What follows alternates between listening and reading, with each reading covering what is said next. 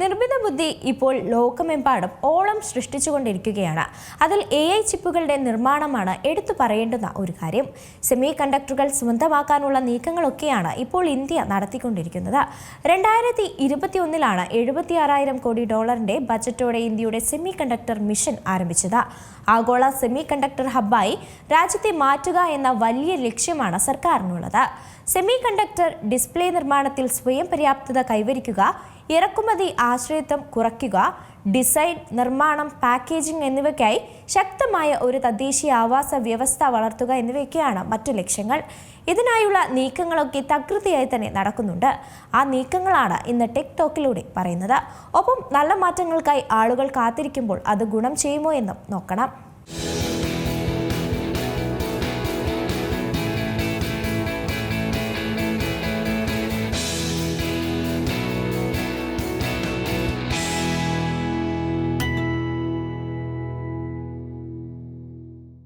പുതിയ ഫോൺ വാങ്ങാൻ പദ്ധതിയിടുന്നുണ്ടോ?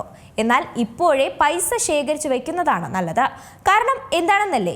Smart phone വില 2026 6.9% വരെ വർദ്ധിക്കാൻ സാധ്യതയുള്ളതായിട്ടാണ് റിപ്പോർട്ട്. ഇതിന് പിന്നിലെ അപ്രതീക്ഷിത കാരണം ആർട്ടിഫിഷ്യൽ ഇന്റലിജൻസ് തന്നെയാണ്. ആഗോള സാങ്കേതിക വിതരണ ശൃംഖലയെ നിശബ്ദമായി പുനർനിർമ്മിക്കുന്ന വലിയ ഊർജം ആവശ്യമുള്ള AI ഡാറ്റാ സെന്ററുകളാണ് വില വർധനവിന് കാരണമാകുന്നത്.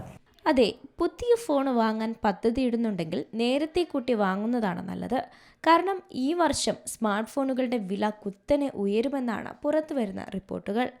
ചില പുതിയ ഗവേഷണ റിപ്പോർട്ടുകൾ അനുസരിച്ച് AI ഇൻഫ്രാസ്ട്രക്ചറിനായിട്ടുള്ള വലിയ ഡിമാൻഡ് അത് സാധാരണ ഉപയോക്താക്കളെയും ബാധിക്കുകയാണ്. അത്യാധുനിക AI സെർവറുകൾക്കും സ്മാർട്ട് ഫോണുകൾക്കും സങ്കീർണമായ ജോലികൾ കൈകാര്യം ചെയ്യാൻ ഒരേ തരം മെമ്മറി ചിപ്പുകൾ, പ്രത്യേകിച്ചും DRAM ആവശ്യമാണ്.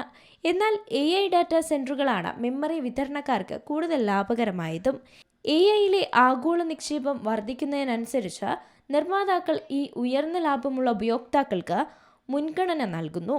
തൽഫലമായി തന്നെ ഉപഭോക്തൃ ഇലക്ട്രോണിക്സിനായുള്ള ചിപ്പുകളുടെ ലഭ്യത കുറയുകയും വില അതിവേഗത്തിൽ തന്നെ ഉയരുകയും ചെയ്യുന്നു. ഈ അസന്തുലിതാവസ്ഥ താൽക്കാലികമല്ലെന്നും എന്നാൽ 2026 വരെ ഈ സാഹചര്യം മോശമാകുമെന്നും ചില വിശകലന വിദഗ്ധർ മുന്നറിയിപ്പ് നൽകുന്നുണ്ട്. 2026 ആദ്യ പകുതിയിൽ മെമ്മറി വില 40% വരെ വർദ്ധിക്കാനും സാധ്യതയുണ്ട്. ഈ ചെലവ് വർധനവ് നിലവിൽ തന്നെ ഫോൺ നിർമ്മിക്കാൻ ആവശ്യമായ ഘടകങ്ങളുടെ മൊത്തം ചെലവിൽ പ്രതിഫലിക്കുന്നതാണ്. $200 താഴെയുള്ള ബജറ്റ് ഉപകരണങ്ങളുടെ ഉൽപ്പാദന ചെലവ് ഒറ്റ വർഷത്തിനുള്ളിൽ 20% മുതൽ 30% വരെ വർദ്ധിച്ചിട്ടുണ്ട്.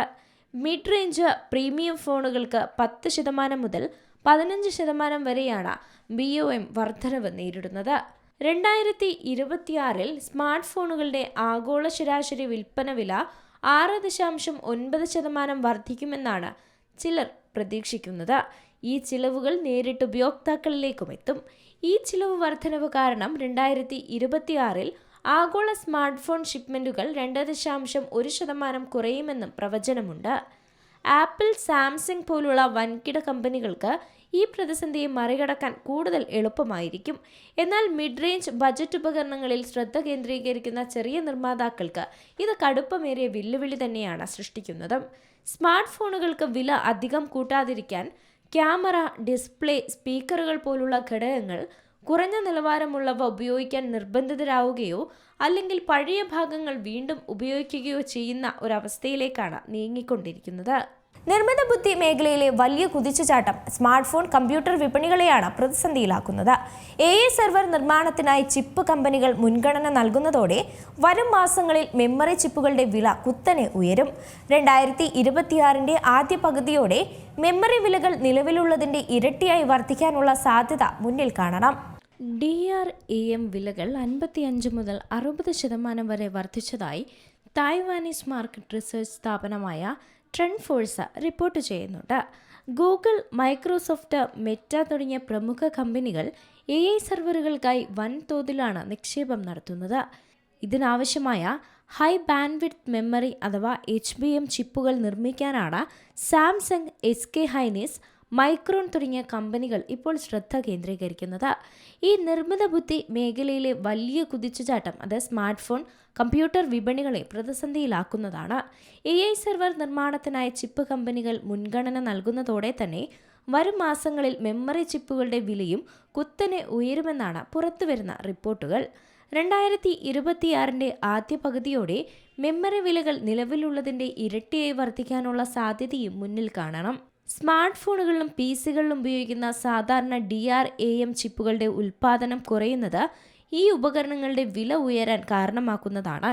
ഈ വർഷം ചിപ്പുകളുടെ വിതരണ വളർച്ച സാധ്യതയേക്കാൾ വളരെ താഴെയായിരിക്കുമെന്ന് IDC വ്യക്തമാക്കുന്നുണ്ട്. 2026 ആദ്യപാദത്തിൽ തന്നെ സെർവർ മെമ്മറി വിലയിൽ 70% വരെ വർധനവ് സാംസങ് ഉൾപ്പെടെയുള്ള കമ്പനികൾ വരുത്തിയേക്കാം. വിപണി നിരീക്ഷകരായ ട്രെൻഡ് ഫോഴ്സിന്റെ കണക്കുപ്രകാരം പൊതുവായ DRAM വിലകൾ ഇതിനകം തന്നെ 60% വർദ്ധിച്ചു കഴിഞ്ഞിട്ടുണ്ട്. ചിപ്പ് വില ഉയരുന്നത് ആഗോളതലത്തിലെ മൊബൈൽ ഫോൺ, ലാപ്ടോപ്പ് നിർമ്മാതാക്കളെ വലിയ രീതിയിൽ തന്നെ ബാധിച്ചേക്കും. ഉൽപാദന ചെലവ് വർദ്ധിക്കുന്നതോടെ ഈ അധിക ബാധ്യത ഉപയോക്താക്കളിലേക്ക് കൈമാറാൻ കമ്പനികൾ നിർബന്ധിതരാകും. അതേസമയം തന്നെ മെമ്മറി ചിപ്പ് നിർമ്മാണ കമ്പനികളുടെ ഓഹരി മൂല്യവും വിപണിയിൽ റെക്കോർഡ് നേട്ടത്തിലാണ്. കഴിഞ്ഞ വർഷം മൈക്രോണിന്റെ ഓഹരികൾ 240% വർദ്ധിച്ചപ്പോൾ സാംസങ്ങിന്റെ ഓഹരി മൂല്യം ഇരട്ടിയാകുന്നതും കണ്ടിരുന്നതാണ്. എന്തുതന്നെയായാലും ഈ AI മുന്നേറ്റം വിനയാവുകയാണ്. മെമ്മറി ചിപ്പുകൾക്ക് തീ വിലയാണ്. അതുകൊണ്ട് തന്നെ ഫോണുകൾക്കും മറ്റുപകരണങ്ങൾക്കും വില കൂടാനുള്ള സാധ്യത തന്നെ മുന്നിൽ കാണണം. ഇനി എന്താണ് സെമി കണ്ടക്ടർ ചിപ്പുകൾ എന്ന് നോക്കാം. സെമി കണ്ടക്ടർ ചിപ്പുകൾ ഇലക്ട്രോണിക് അസംബ്ലിങ്ങിലെ കിരീടം വയ്ക്കാത്ത രാജാവായി കണക്കാക്കാം. ക്രെഡിറ്റ് കാർഡ് മുതൽ ലാപ്ടോപ്പിലും ഫോണിലും വാഷിംഗ് മെഷീനിലും വരെ നിർണായകമായ ഒരു സാങ്കേതിക വിദ്യയാണിത്. AI കാലത്ത് ഒരു രാജ്യത്തെ സമ്പന്നമാക്കാനും ദരിദ്രനാക്കാനും ശേഷിയുള്ള ഒരു വമ്പൻ വ്യവസായം. സെമി കണ്ടക്ടർ ചിപ്പ് നിർമ്മാണ ലോകത്ത് വൈകി മാത്രം കാലെടുത്തു വച്ച ഇന്ത്യ നിർണായകമായ ചുവടാണ് നടത്തിയത്. വെറും 4 വർഷത്തിനുള്ളിൽ സ്വന്തമായി സെമി കണ്ടക്ടർ ചിപ്പ് നമ്മൾ വികസിപ്പിച്ചിരിക്കുന്നു. വിക്രം 3201 ചിപ്പ് ഉപഭോക്താവിൽ നിന്ന് നിർമ്മാതാവെന്ന രീതിയിലേക്കുള്ള ഇന്ത്യയുടെ വളർച്ച ചൈനയ്ക്കും താഴ്വാനുമൊപ്പം ഭാവിയിൽ കിടപിടയ്ക്കാൻ പാകത്തിന് വലിയൊരു ചുവടുവെപ്പ് തന്നെയാണ് നടത്തിയത്. ആരോഗ്യം, ഗതാഗതം, ആശയവിനിമയം, പ്രതിരോധം, ബഹിരാകാശം തുടങ്ങി സർവ്വ മേഖലകളിലും സെമി കണ്ടക്ടറുകൾ ഇന്ന് അവിഭാജ്യ ഘടകം തന്നെയാണ്. പ്രത്യേകിച്ചും AI ബൂമിന് ശേഷം ലോകം കൂടുതൽ ഡിജിറ്റലൈസേഷനിലേക്കും ഓട്ടോമേഷനിലേക്കും നീങ്ങുമ്പോൾ പവർഫുൾ വെപ്പണാവുകയാണ് ഇവിടെ സെമി കണ്ടക്ടറുകൾ. ഈ ഒരു സാഹചര്യത്തിലാണ് സെമി കണ്ടക്ടറുകളുടെ നിർമ്മാണത്തിൽ സ്വാശ്രയത്വം കൈവരിക്കാനുള്ള ഇന്ത്യയുടെ ശ്രമങ്ങൾ നിർണായകമാകുന്നതും. 2026 ഇന്ത്യയുടെ സെമി കണ്ടക്ടർ ഉപഭോഗം 8,000 കോടി കടന്നേക്കുമെന്നാണ് പ്രതീക്ഷിക്കുന്നതും. 2030 അത് 11,000 കോടി എന്ന നിരക്കിലേക്കുമെത്തും. ആഗോളതലത്തിൽ സെമി കണ്ടക്ടർ ഉൽപ്പാദനത്തിൽ വിരലിലെണ്ണാവുന്ന രാജ്യങ്ങളിൽ നിന്നുള്ള കമ്പനികൾക്കേ മതിയായ ആധിപത്യമുള്ളൂ. ചിലവേറിയ സെമി കണ്ടക്ടർ ഉൽപ്പാദന മേഖലയിലേക്ക് ഇന്ത്യയുടെ പ്രവേശനം ഏറെ വൈകിയാണ് താനും. വരുമാനത്തിന്റെ അടിസ്ഥാനത്തിൽ സെമി കണ്ടക്ടർ നിർമ്മാണ രംഗത്ത് NVIDIA ഒന്നാമത് നിൽക്കുന്നത്. സാംസങ്ങും ഇന്റലുമാണ് തൊട്ടു പിന്നിലുള്ളത്. 2026 ഇന്ത്യയുടെ സെമി കണ്ടക്ടർ ഉപഭോഗം 8,000 കോടി കടന്നേക്കുമെന്ന പ്രതീക്ഷയുണ്ട്. അത് 2030 ആകുന്നതോടെ 11,000 കോടി എന്ന നിരക്കിലേക്കുമെത്താം. ചിപ്പ് നിർമ്മാണ മേഖലയിൽ കോടിക്കണക്കിന് നിക്ഷേപമാണ് US, ചൈന, യൂറോപ്യൻ യൂണിയൻ തുടങ്ങിയ രാജ്യങ്ങളൊക്കെ നടത്തുന്നത്. അതും സ്വന്തം രാജ്യത്ത്. വലിയ കമ്പ്യൂട്ടിംഗ് ശക്തി ആവശ്യമുള്ള AI സാങ്കേതിക വിദ്യയ്ക്ക് പവർഫുൾ ചിപ്പുകൾ ആവശ്യമായി വന്നതോടെയാണ് ഈ മേഖലയിൽ പെട്ടെന്നൊരു ബൂം ഉണ്ടാകുന്നത്. ചിപ്പ് നിർമ്മാണ രംഗത്ത് രാജ്യങ്ങൾ തമ്മിലുള്ള ഈ മത്സരത്തെ ശീതയുദ്ധകാലത്തെ ആണവ മത്സരവുമായിട്ടാണ് ടെക് ലോകമാകെ താരതമ്യപ്പെടുത്തുന്നതും. കോവിഡ് കാലത്ത് ആഗോള സെമി കണ്ടക്ടർ വിതരണത്തിലുണ്ടായ അനിശ്ചിതത്വവും തായ്വാൻ കടലിടുക്കിലെ ചൈനയുടെ സൈനിക ഇടപെടലുകളുമൊക്കെ ഇന്ത്യയിലേക്കുള്ള സെമി കണ്ടക്ടർ ഇറക്കുമതിയെ ബാധിച്ചിരുന്നു. ഈ സാഹചര്യത്തിലാണ് 76,000 കോടി രൂപയുടെ പദ്ധതിയുമായി 2021 ഇന്ത്യ സെമി കണ്ടക്ടർ മിഷൻ ആരംഭിക്കുന്നത്. 2022 സെമി കണ്ടക്ടർ സംരംഭങ്ങളെ ആഗോളതലത്തിൽ ഒരുമിപ്പിക്കാൻ സ്വിറ്റ്സർലൻഡ് ആസ്ഥാനമായി പ്രവർത്തിക്കുന്ന RISC-V എന്ന അസോസിയേഷനിലും ഇന്ത്യ അംഗമായി. സെമി കണ്ടക്ടർ രംഗത്തെ നിക്ഷേപ അവസരങ്ങൾ ലക്ഷ്യമിട്ടുകൊണ്ട് 2023 ഇന്ത്യ 23-ലധികം രാജ്യങ്ങളിൽ നിന്നുള്ള പ്രതിനിധികളെ പങ്കെടുപ്പിച്ച് ഇന്ത്യ സെമികോൺ ഇന്ത്യ കോൺഫറൻസ് നടത്തി. അന്ന് രാജ്യത്ത് സെമി കണ്ടക്ടർ നിർമ്മാണശാല ആരംഭിക്കുന്നത് 50% സാമ്പത്തിക പിന്തുണ നൽകുമെന്ന് പ്രധാനമന്ത്രി പ്രഖ്യാപിക്കുകയും ചെയ്തിരുന്നു. നിരവധി കമ്പനികളാണ് സന്നദ്ധത അറിയിച്ചെത്തിയതും. സെമി കണ്ടക്ടർ മേഖലയിൽ മികച്ച പ്രതിഭകളെ വളർത്തിയെടുക്കാനും ആഗോളതലത്തിൽ അവർക്ക് തൊഴിൽ സൗകര്യമൊരുക്കാനും ലക്ഷ്യമിട്ട് നിരവധി പദ്ധതികളാണ് രാജ്യത്താകമാനം ആരംഭിക്കുന്നത്. തമിഴ്നാട്, കേരളം, ഗുജറാത്ത് സംസ്ഥാനങ്ങളെല്ലാം വിവിധ പദ്ധതികളും വിദ്യാർത്ഥികൾക്കായി പുതിയ കോഴ്സുകളും രൂപപ്പെടുത്തി കഴിഞ്ഞു. ഇലക്ട്രോണിക് ഉപകരണങ്ങളിലെ വൈദ്യുതിയുടെ ഒഴുക്ക് കൈകാര്യം ചെയ്യുന്നതിനും നിയന്ത്രിക്കുന്നതിനും വേണ്ടിയുള്ളതാണ് ഈ സെമി കണ്ടക്ടർ ചിപ്പുകൾ. സ്മാർട്ട് ഫോണുകൾ, വയർലെസ് ആശയവിനിമയ ഉപകരണങ്ങൾക്കും അനുബന്ധ സ്മാർട്ട് ഫോണുകൾക്കുമെല്ലാം ചിപ്പുകൾ വേണം. വാഹനങ്ങളുടെ എൻജിൻ, ബ്ലൂടൂത്ത് സംവിധാനങ്ങൾ, seat system, collision, blind spot detection, transmission, wifi, video display system പോലെ വാഹനങ്ങളിൽ ഉപയോഗിക്കുന്ന ആധുനിക സാങ്കേതിക വിദ്യകളെല്ലാം തന്നെ സെമി കണ്ടക്ടർ ചിപ്പുകൾ ആവശ്യമാണ്. എന്താണ് വിക്രം 32 എന്ന സംശയം വേണ്ട. ISROയുടെ സെമി കണ്ടക്ടർ ലബോറട്ടറി വികസിപ്പിച്ചെടുത്ത വിക്രം 3201 ഇന്ത്യ തദ്ദേശീയമായി നിർമ്മിച്ച ആദ്യ 32-ബിറ്റ് മൈക്രോ പ്രോസസർ ചിപ്പാണ്. ബഹിരാകാശ വിക്ഷേപണ വാഹനങ്ങളിലെ സങ്കീർണമായ സാഹചര്യങ്ങൾക്കായി പ്രത്യേകം രൂപകൽപ്പന ചെയ്ത ഈ ചിപ്പ് PSLV C-60 ദൗത്യത്തിൽ വിജയകരമായി പരീക്ഷിക്കപ്പെടുകയും ഭൗമദൗത്യങ്ങളിൽ ഉപയോഗിക്കാനുള്ള സാധ്യത തെളിയിക്കുകയും ചെയ്തിട്ടുള്ളതാണ്. വിക്ഷേപണ വാഹനങ്ങളുടെ വെല്ലുവിളി നിറഞ്ഞ സാഹചര്യങ്ങളിൽ ഉപയോഗിക്കാൻ സാധിക്കുന്ന ആദ്യ ഇന്ത്യൻ നിർമ്മിത 32-ബിറ്റ് മൈക്രോ പ്രോസസറാണ് വിക്രം 3201. ISROയും സെമി കണ്ടക്ടർ ലബോറട്ടറിയുമാണ് ചിപ്പ് നിർമ്മാണത്തിന് പിന്നിൽ. 2009 മുതൽക്കേ വിക്ഷേപണ വാഹനങ്ങളിൽ പ്രവർത്തിക്കുന്ന 16-ബിറ്റ് വിക്രം 1601ന്റെ പരിഷ്കരിച്ച പതിപ്പ് കൂടിയാണ് ഈ processor. 2021 India semi conductor mission ആരംഭിക്കുന്നത്. 3.5 വർഷത്തിനുള്ളിലാണ് രാജ്യം തദ്ദേശീയമായി ഈ ചിപ്പ് നിർമ്മിച്ചെടുത്തത്. ഇതോടെ ഒരു ചിപ്പ് ഉപഭോക്താവ് എന്ന നിലയിൽ നിന്ന് അത്യാധുനിക ചിപ്പ് നിർമ്മാതാവായി ഇന്ത്യ മാറി. സെമി കണ്ടക്ടർ രംഗത്തെ രാജ്യത്തിൻ്റെ അതിവേഗ പുരോഗതിയെ അടയാളപ്പെടുത്തുന്നതാണ് ഈ ഒരു നേട്ടം. സർക്കാർ പിന്തുണയോടെയുള്ള ഗവേഷണ വികസന പ്രവർത്തനങ്ങൾ, സ്ഥിരതയുള്ള നയങ്ങൾ, സാമ്പത്തിക വളർച്ച എന്നിവ ഇതിന് കരുത്തു പകരുന്നതാണ്. പഞ്ചാബിലെ മൊഹാലിയിലുള്ള 180nm CMOS ഫാബ്രിക്കേഷൻ ഫെസിലിറ്റിയിൽ വിക്രം ചിപ്പിൻ്റെ നിർമ്മാണവും പാക്കേജിങ്ങും പൂർത്തിയാക്കിയിട്ടുണ്ട്. 32-ബിറ്റ് രൂപകൽപ്പനയിൽ നിർമ്മിച്ച പലവിധ ഉപയോഗങ്ങളുള്ള ഒരു കമ്പ്യൂട്ടർ ചിപ്പാണ് വിക്രം 32. ബഹിരാകാശ വിക്ഷേപങ്ങളിലെ ഉയർന്ന താപനിലയും കഠിന കാലാവസ്ഥയും അതിജീവിക്കാൻ രൂപകൽപ്പന ചെയ്ത ഈ ചിപ്പിന് വലിയ അളവിൽ തന്നെ മെമ്മറി കൈകാര്യം ചെയ്യാനും സങ്കീർണമായ നിർദ്ദേശങ്ങൾ ബഹിരാകാശ ദൗത്യങ്ങളിൽ നടപ്പിലാക്കാനും കഴിവുണ്ടെന്നാണ് ISRO വ്യക്തമാക്കുന്നത്.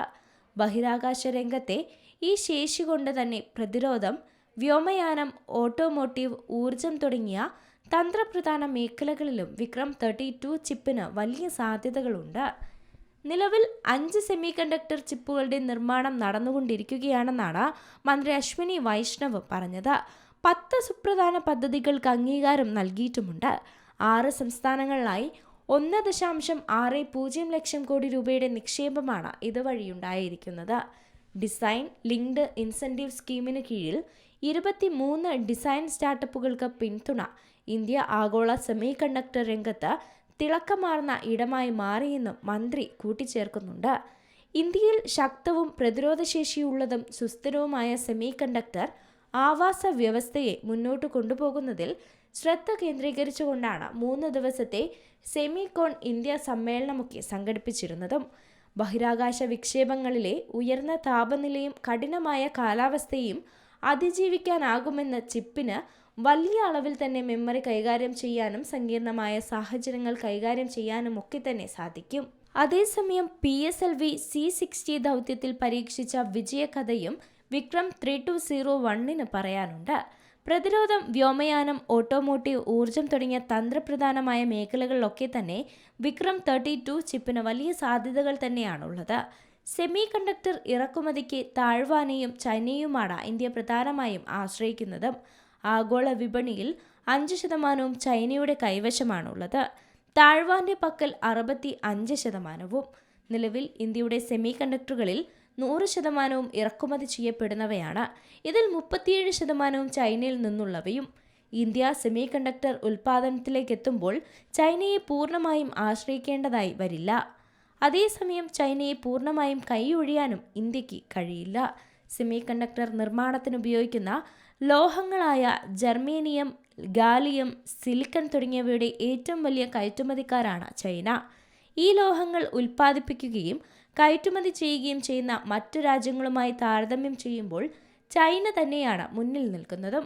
2024 ആഗോള സെമി കണ്ടക്ടർ വിപണിയുടെ മൂല്യമെന്നത് $630 2025 ഇത് $697 ബില്യൺ അധികമായേക്കാമെന്ന പ്രതീക്ഷയുമുണ്ടായിരുന്നു. AI, ഡാറ്റാ സെന്ററുകൾ, ക്ലൗഡ് കമ്പ്യൂട്ടിംഗ്, 5G അല്ലെങ്കിൽ 6G കമ്മ്യൂണിക്കേഷൻ, ഓട്ടോമോട്ടീവ് എന്നിവയിലെല്ലാം സെമി കണ്ടക്ടർ ഉപഭോഗം ഗണ്യമായി തന്നെ വർദ്ധിച്ചിട്ടുണ്ട്.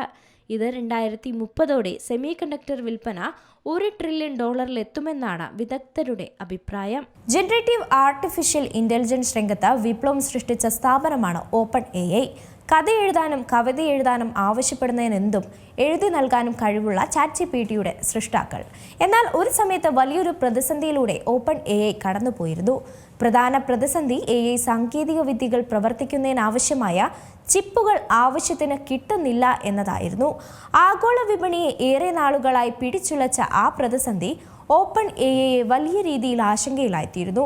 എന്നാൽ അതിനൊക്കെ പരിഹാരമാവുന്നതായിരുന്നു ചിപ്പ് നിർമ്മാതാക്കളായ AMDയുമായുള്ള ഒത്തുചേരൽ. ആർട്ടിഫിഷ്യൽ ഇന്റലിജൻസ് രംഗത്തെ ശക്തമായ ഓപ്പൺ AIയും ചിപ്പ് നിർമ്മാതാക്കളായ AMDയും കൈകോർക്കുകയാണ്. ആർട്ടിഫിഷ്യൽ ഇന്റലിജൻസിനാവശ്യമായ AI ഡാറ്റാ സെന്ററുകൾ സ്ഥാപിക്കുന്നതുമായി ബന്ധപ്പെട്ടാണ് കമ്പനികൾ കോടികൾ വിലയുള്ള കരാറിൽ ഏർപ്പെടുന്നതും. ഡാറ്റാ സെന്ററുകൾക്ക് ആവശ്യമായ ഗ്രാഫിക് ചിപ്പുകളും നൽകുക AMDയാകും. ചിപ്പ് നിർമ്മാണ രംഗത്ത് ശക്തമായ NVIDIയയുടെ മുഖ്യ എതിരാളി കൂടിയാണ് AMD. കരാറനുസരിച്ച് 6 GW കമ്പ്യൂട്ടിംഗ് ശേഷിക്ക് ആവശ്യമായി വരുന്ന AMD ചിപ്പുകൾ ഓപ്പൺ AI വാങ്ങും. MADയുടെ ശക്തിയേറിയ ഗ്രാഫിക് ചിപ്പായ MI450 അടുത്ത വർഷം മുതൽ എത്തും. നേരിട്ടോ ക്ലൗഡ് കമ്പ്യൂട്ടിംഗ് പങ്കാളികൾ വഴിയോ ആകും ഈ ചിപ്പുകൾ വാങ്ങുന്നത്. 1 GW വരുന്ന ആദ്യ ബാച്ച് ചിപ്പുകൾ 2026 രണ്ടാം പാദത്തോടെ വിന്യസിക്കും. കരാറിന്റെ ഭാഗമായി AMDയിൽ 10% ഓഹരി സ്വന്തമാക്കാനും ഈ ഓപ്പൺ AIക്ക് സാധിക്കും. കരാറിന് പിന്നാലെ വിപണിയിൽ AMDയുടെ ഓഹരിയിൽ 24% വർധനവുണ്ടായിട്ടുണ്ട്. ആർട്ടിഫിഷ്യൽ ഇന്റലിജൻസിന്റെ പരമാവധി സാധ്യതകൾ കണ്ടെത്താനും പ്രയോഗത്തിൽ കൊണ്ടുവരാനും AMDയുടെ സഹകരണത്തോടെ നിർമ്മിക്കുന്ന ഈ അതിശക്തമായ ഡാറ്റാ സെന്ററിന്റെ സഹായത്തോടെ ഓപ്പൺ AIക്ക് കഴിയും. ഗ്രാഫിക് ചിപ്പ് രംഗത്ത് NVIDIയെ അമിതമായി ആശ്രയിക്കുന്നത് കുറയ്ക്കാനും ഈ കരാർ ഓപ്പൺ AIക്ക് സഹായകമാകും. മറുവശത്ത് AI രംഗത്തെ മുൻനിര കമ്പനിയുമായുള്ള സഹകരണത്തിലൂടെ NVIDIയുമായി ഏറ്റുമുട്ടാനും AMDക്ക് സാധിക്കുകയും ചെയ്യും. വർഷങ്ങൾക്ക് മുമ്പേ തന്നെ തങ്ങൾക്കാവശ്യമായ AI ചിപ്പുകൾ ദൗർലഭ്യം പരിഹരിക്കാനുള്ള മാർഗങ്ങൾ കമ്പനി ആലോചിക്കുന്നുണ്ടായിരുന്നു. സ്വന്തമായി AI ചിപ്പ് നിർമ്മിക്കുന്നതും അതിലൊന്നായി കമ്പനി പരിഗണിക്കുന്നുണ്ടായിരുന്നു. ഇതിനായി NVIDIയ പോലുള്ള കമ്പനികളുമായി മറ്റ് സ്ഥാപനങ്ങളെയും ഓപ്പൺ AI ചർച്ചകളൊക്കെ നടത്തി. സ്വന്തമായി ചിപ്പ് നിർമ്മിക്കുന്നതിന് വേണ്ടി മറ്റൊരു സ്ഥാപനത്തെ ഏറ്റെടുക്കുന്നത് ഉൾപ്പെടെയുള്ള കാര്യങ്ങളായിരുന്നു കമ്പനി പരിഗണിച്ചത്. എന്നാൽ ഇക്കാര്യത്തിൽ കമ്പനിയുടെ അന്തിമ തീരുമാനമായിരുന്നു ഈ ഒരു ഒത്തുചേരൽ.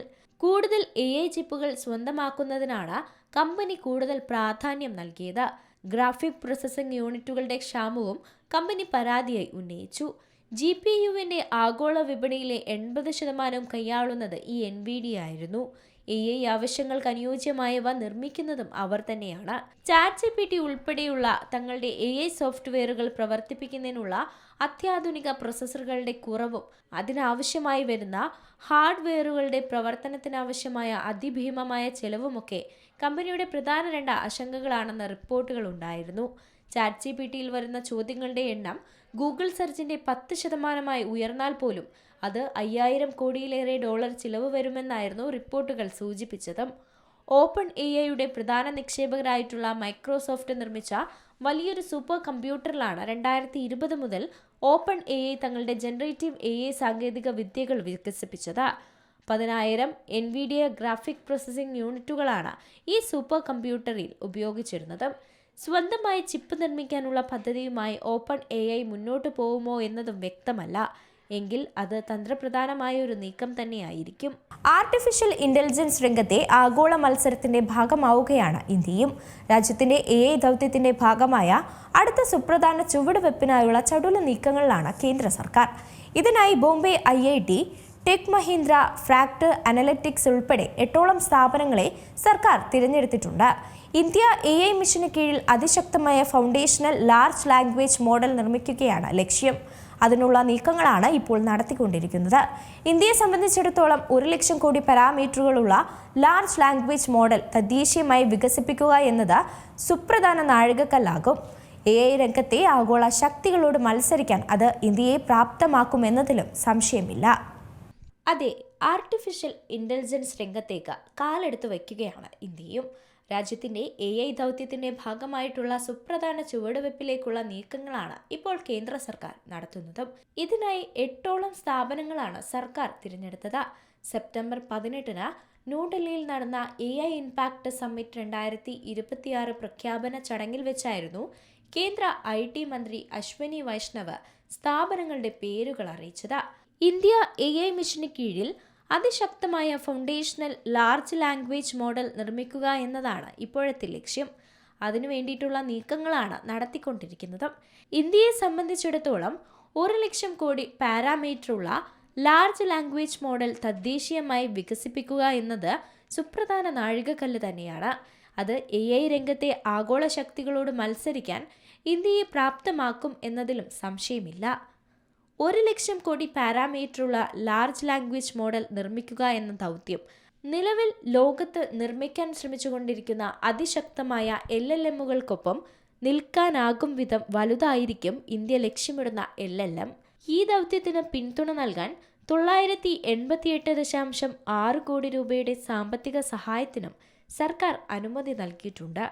ആർട്ടിഫിഷ്യൽ ഇന്റലിജൻസിൽ ഒരു ഡാറ്റയുടെ വിവിധ പാറ്റേണുകളും ബന്ധങ്ങളും തിരിച്ചറിയാൻ ഒരു AI മോഡലിനെ അനുവദിക്കുന്ന ഇന്റേണൽ വേരിയബിളുകളാണ് ഈ പാരാമീറ്ററുകൾ. അതായത് ഒരു ഡാറ്റ ലഭിച്ചാൽ അത് എന്താണെന്ന് മനസ്സിലാക്കാൻ ഈ പാരാമീറ്ററുകൾ ഉപയോഗിച്ചാണ് AI മോഡൽ വിശകലനം ചെയ്യുക. അത് ലാർജ് ലാംഗ്വേജ് മോഡലിൻ്റെ കൃത്യത ഉറപ്പാക്കാനും അതിശക്തമാക്കാനും സഹായിക്കുന്നതുമാണ്. പാരാമീറ്ററുകൾ കൂടുന്നതിനനുസരിച്ച് നമ്മളുടെ ഒരു ചോദ്യം കൃത്യമായി മനസ്സിലാക്കാനുള്ള AI മോഡലിൻ്റെ കഴിവ് വർദ്ധിക്കുകയും ചെയ്യും. ഇന്ത്യയെ സംബന്ധിച്ചിടത്തോളം 1 lakh crore പാരാമീറ്ററുള്ള large language model തദ്ദേശീയമായി വികസിപ്പിക്കുക എന്നത് അത് സുപ്രധാന നാഴികക്കല്ല് തന്നെയാണ്. അത് AI രംഗത്തെ ആഗോള ശക്തികളോട് മത്സരിക്കാൻ ഇന്ത്യയെ പ്രാപ്തമാക്കും.